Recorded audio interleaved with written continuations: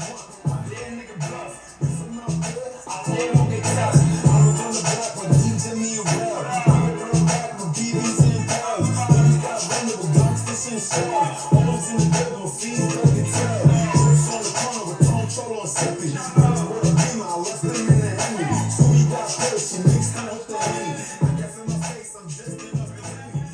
what up, man? Y'all already know it's Optimus Prime is back at it. What's up? What's good? What's good? What's good? Talk to us, chat. Yeah, we here. Hiphopiz. We got Optimus Prime on deck, and he about to give his testimony. We're gonna ask him some quick questions on what's going on in his life and what's going down. So for right now, this is WG talking to y'all. Tune into Hiphopiz. This is where it's at. This is where we get the dopest interviews in the world. Bet that. I know that's right. All right. All right. I just want to ask you a question, bro. What's up? And that's, who's Optimus Prime? And when did Optimus Prime start? Alright, so Optimus Prime came about, if I'm not mistaken, from the years of 2013 to 14. Whatever year that I touched the island, Optimus Prime came about, yeah, my mistake, apologize. Optimus Prime came about 2014 October. That's when I touched Rikers Island. I actually touched the Beacon.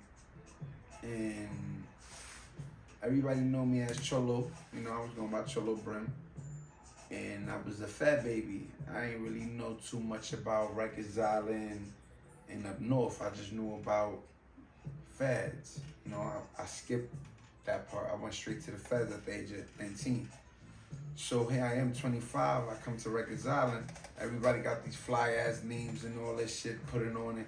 And I was 5'9" Brim at the time, and the Brims was going to war with the Sex Money Murders. Because once again, the Max started some shit, and we had to come help them. And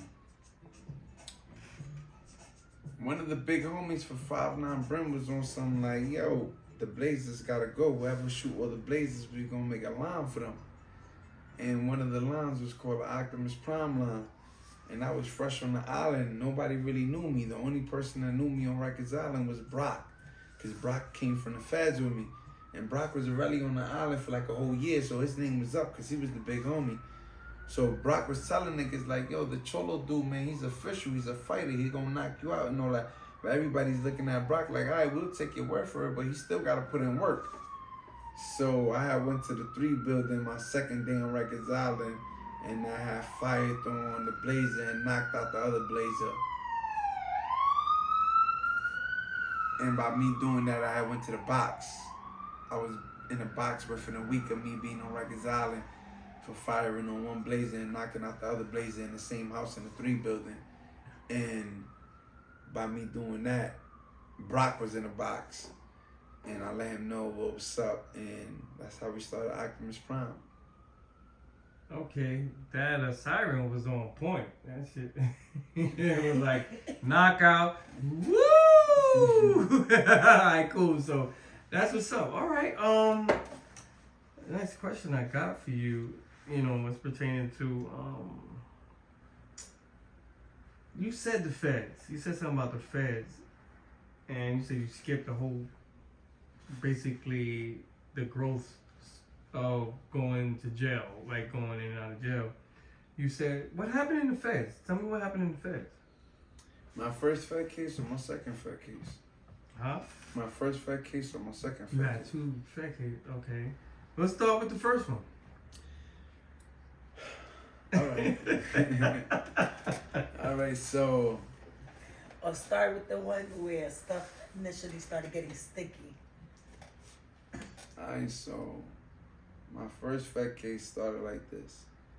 I got arrested for a crack conspiracy. It was 3 of us. It was a dude named Tone, a dude named Drew, and myself. I got locked up for a crack conspiracy. I was really a little confused in this crack conspiracy because I wasn't really selling crack with these 2 dudes. We was from the same neighborhood, but I wasn't selling crack with these 2 dudes. So when I heard that the FBI was looking for me for a crack conspiracy, I was confused. And anybody that know me knows that Cholo don't sell crack. Cholo just had a lawsuit. He chased big bags. I ain't into that down the dumb shit. So when the feds said they was looking for me, I knew there was bullshit about selling crack. I knew it was more to the story. So I ran from them. I didn't allow them to come lock me up. So I ran from them. And when they did lock me up, they had charged me actually with a crack conspiracy, the same crack conspiracy that I thought they was not charging me with. They had charged me with it because one of my co-defendants on that 3-man case had made a phone call and stated, yo, my cousin's gonna come hit you off, Cholo. And I remember one day he had called me one day. He like, yo, you around the neighborhood? You know, I'm in Buffalo. So I did the favor, I hit the nigga off. That shit cost me a crack conspiracy. So I copped out to 5 years for that. They had gave me 5 years for that crack conspiracy.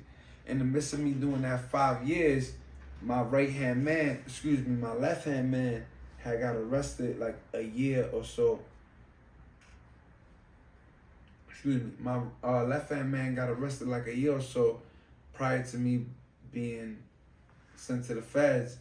And he got arrested for multiple different things, you know, firearms, 924Cs, things in that nature. So I didn't think nothing of it because he was actually more wilder than me in the street, you know? So I didn't think nothing of it. So when he got locked up a year prior to me, the feds came pick me up and charged me with this conspiracy. I took my, it was 60 months they charged me for the mandatory 60. I went to the prison. In the midst of me doing this prison time, they had called I can't say a superseding indictment because a superseding indictment is just more evidence on your last indictment. They had recharged me with a 924J. And anybody know what a 924J is? A murder for hire. And I was baffled when they charged me with this because for the feds to charge you for something, you know the conviction rate is 97%. Crazy. So when they charged me with this, I was, real talk, I didn't kill that person. So I was really bugged the fuck out. I'm like, I didn't kill nobody. Like, so they brought me down, they charged me with it. So they hit me with the indictment. And indictment, anybody being in the Fed, they could tell you they're CC1, CC2, comprehend. So I'm looking at the indictment and the charges and it's saying CC1, CC2. And I'm looking at these CC1s and the stories making sense in my head because I remember some of the stories, but the stories is not adding up to the murder. But I remember these stories that's being played. And the person that's supposed to be CC1, CC2. So I'm like, what the fuck?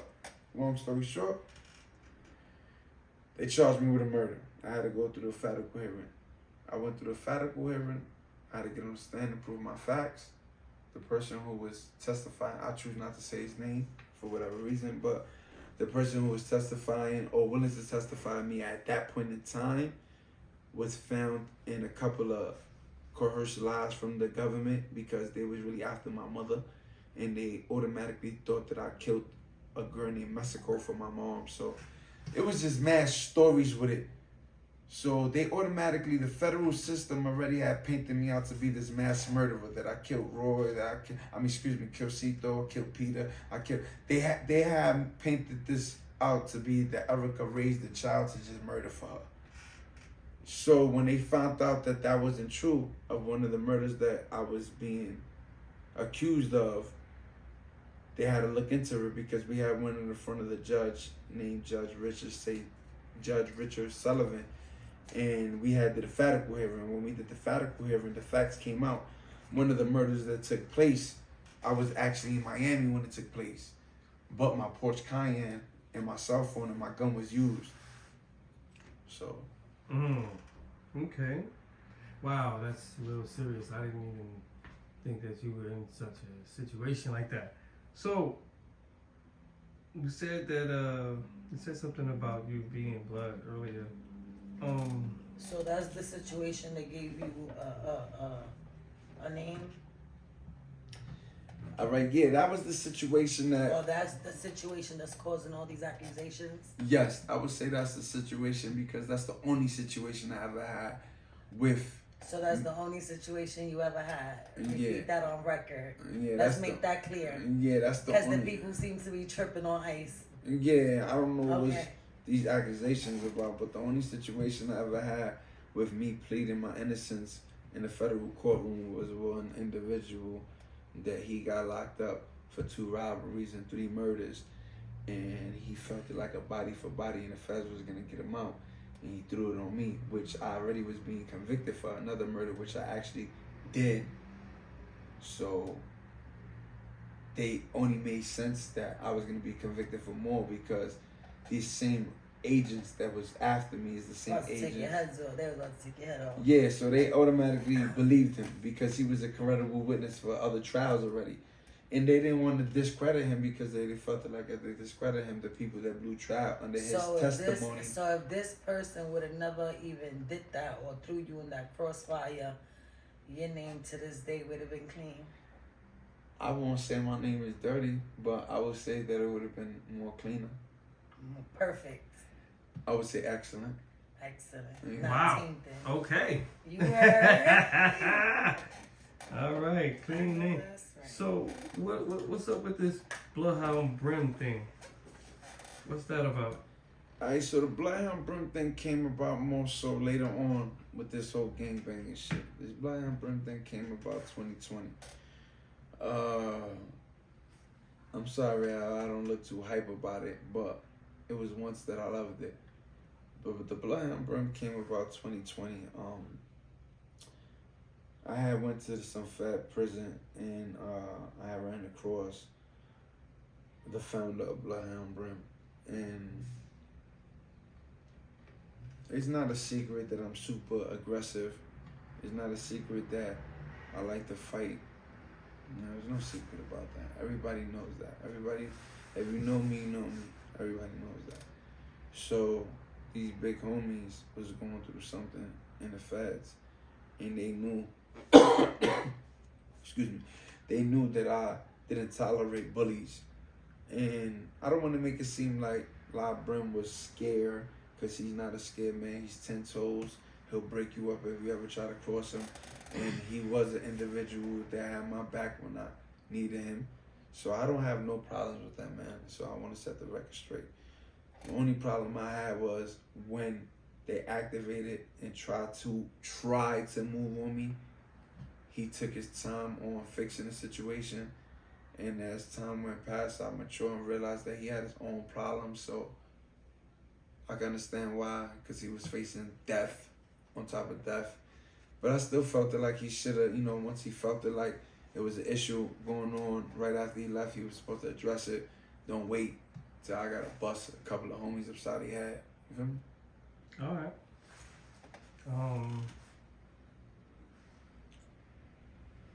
So did that have anything to do with you and going and getting into it with you said the Max?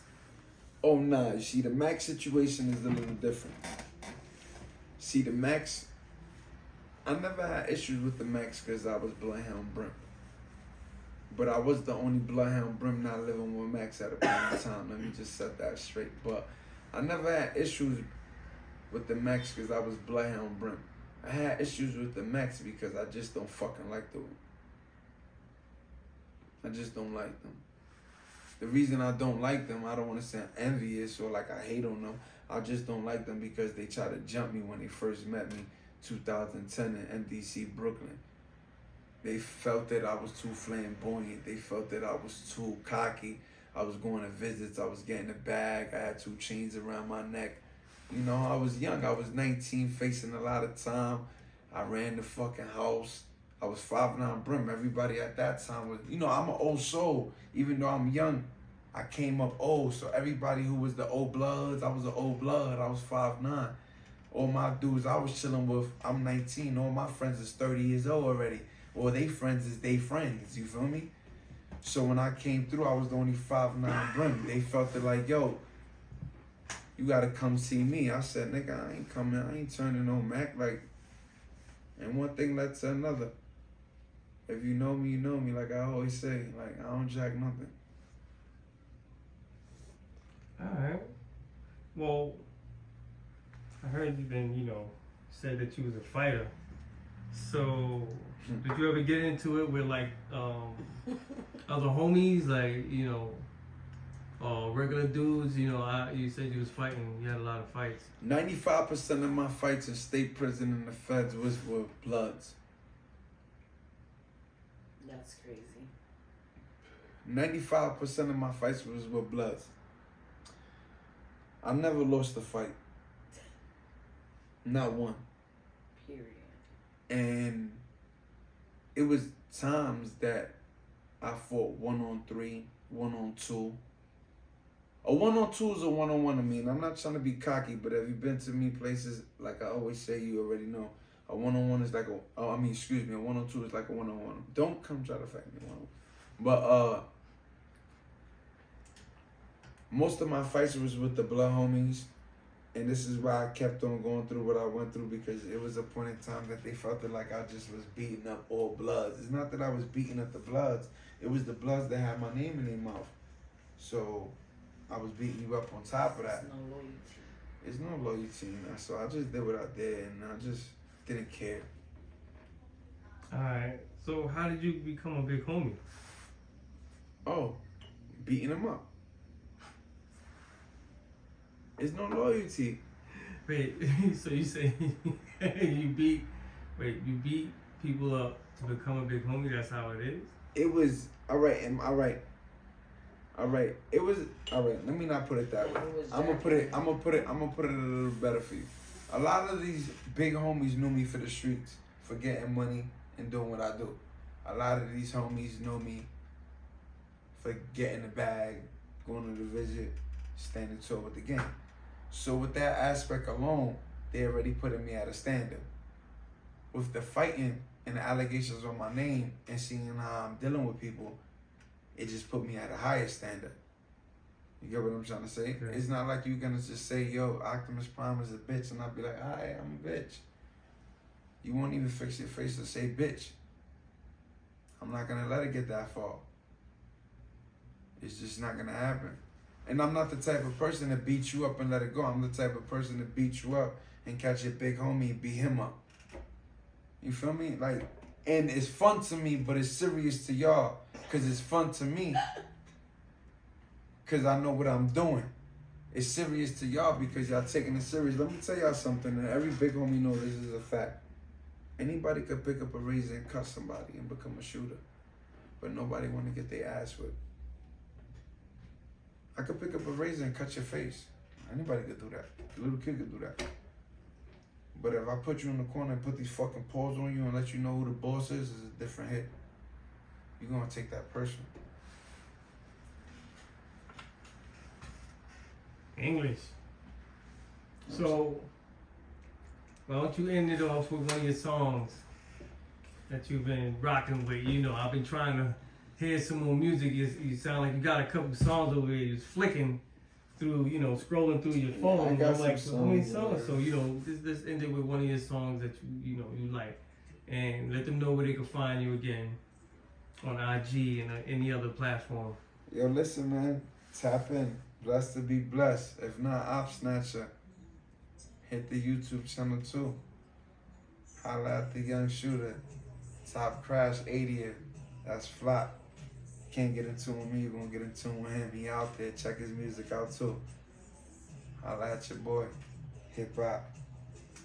I'm gonna let you hear one of the hottest songs right now. Hiphopiz, yeah. He gonna end it off with one of his. What's about the BNT? Tap in this. This is Blessed to be blessed. BNT. BNT. It's like saying that.